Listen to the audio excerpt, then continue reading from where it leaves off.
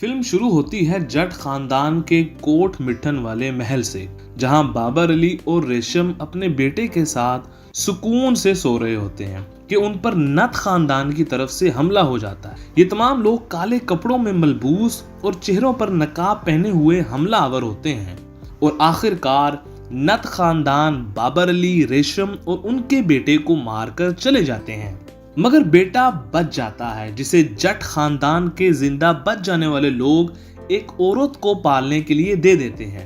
اس بیٹے کا نام مولا جٹ ہوتا ہے۔ مولا اس عورت کے ساتھ زندگی ایک ایسے گاؤں میں گزارتا ہے جہاں اکھاڑے اور کشتیاں عام ہوا کرتی ہیں، اور مولے کو اپنے ماضی کی وجہ سے بہت شدید غم اور غصہ تھا، جس کی وجہ سے مولا جس سے بھی لڑتا اسے بری طرح ہرا کر مار دیتا، مگر مولے کی ماں نے سختی سے منع کیا ہوتا ہے کہ اکھاڑے کے علاوہ نہیں لڑنا، یا جس روایتی موت کے کنویں میں لڑائی ہوا کرتی ہے اس کے علاوہ نہیں لڑنا، اور اس روایتی موت کے کنویں کے مالک کا کردار علی عظمت نے نبھایا ہے۔ مگر ایک دن مولا اکھاڑے کے باہر لڑ پڑتا ہے۔ نت خاندان اس گاؤں میں آ کر بھتہ وصول کیا کرتے تھے۔ اسی طرح ایک دن مولا کسی ہوٹل پر کھانا کھا رہا تھا کہ نت خاندان کے لوگ آ کر بھتہ مانگتے ہیں۔ مالک دے دیتا ہے، مگر ہوٹل کے مالک کی بیٹی، جس کا کردار آفتاب اقبال کے شو والی اکاشا نے بخوبی نبھایا، اس بیٹی کے ساتھ زیادتی کرنا چاہتے ہیں۔ اب نت خاندان کی اس حرکت پر مولے کو بہت غصہ آتا ہے، جس پر مولا سب کے سب گنڈے مار دیتا ہے، جبکہ گنڈوں کا سردار، جس کا کردار نیر اعجاز صاحب نے بخوبی نبھایا، اسے چھوڑ دیتا ہے۔ اب یہ جو سردار ہے گنڈوں کا،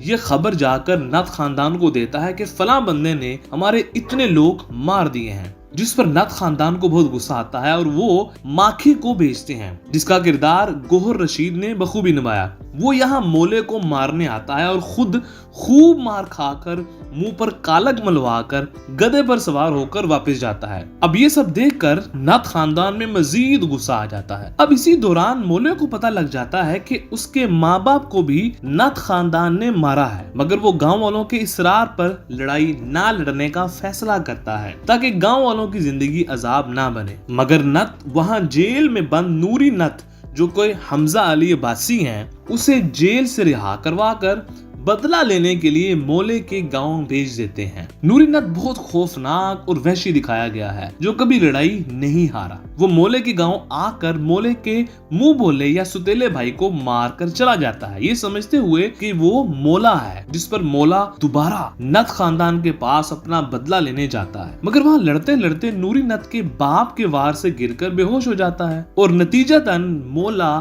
نت خاندان کا قیدی بن جاتا ہے۔ اب نوری نت کو اس پر بہت غصہ آتا ہے کہ میرے دشمن کو کبھی کسی اور نے ہاتھ لگانے کی جرت نہیں کی تو میرے باپ نے کیسے مار دیا اس کو، لہٰذا وحشی نوری نت اپنے باپ کو ہی اپنی بیٹی کے سامنے مار دیتا ہے۔ اب جب نت خاندان اپنا نیا سربراہ چن رہی ہوتی ہے تو نت خاندان میں سے ہی ایک باپ اپنے بیٹے کو نت خاندان کا سربراہ بنانا چاہتا ہے اور خواہش ظاہر کرتا ہے، جس پر نوری نت کی بہن دارو، جس کا کردار ہمایمہ ملک نے بخوبی نبھایا، وہ اس لڑکے کا سر دھڑ سے الگ کر کر علیحدہ کر دیتی ہے۔ اب اس باپ کو بہت غصہ آتا ہے کہ میرے بیٹے کو میرے سامنے مار دیا گیا، لہٰذا وہ بدلہ لینا چاہتا ہے۔ اب جب نوری نت اپنے باپ کو مار دیتا ہے اور مولا جٹ ان کی قید میں آ جاتا ہے تو یہ خاندان بدلہ لینے کے لیے داروں کو مار کر مولا جٹ کو قید سے بھگا دیتا ہے، اور بعد میں نوری نت کو یہ بتایا جاتا ہے کہ مولا داروں کو مار کر جیل سے فرار ہو گیا ہے، جس پر مولا جٹ کا پورا گاؤں جلا دیا جاتا ہے، اور ماہرات جو مولا جٹ کی محبوبہ کا کردار نبھا رہی ہوتی ہیں انہیں رسیوں سے نت خاندان باندھ لیتے ہیں تاکہ مولے کو پکڑا جا سکے۔